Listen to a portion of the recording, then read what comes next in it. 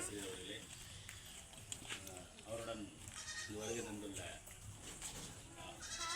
நண்பர் அவர்களே மற்றும் ஆசிரியர் நண்பரே, இந்த அப்துல் கலாம் நற்பணி மன்றத்தில் பணியாற்றிக் கொண்டிருக்கக்கூடிய துணையாளர்களே மற்றும் அன்பான மாணவ செல்வங்களே, இப்பகுதியினுடைய வார்டு உறுப்பினர்களே மற்றும் பார்வையாளர்களே, உங்கள் அனைவருக்கும்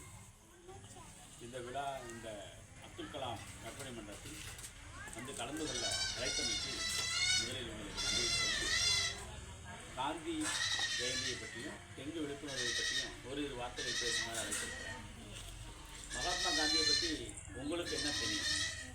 மகாத்மா காந்திங்கிறது யார்? உங்கள்கிட்ட தான் கேட்குறேன்.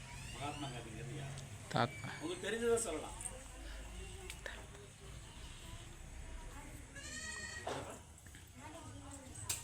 அவர் வந்து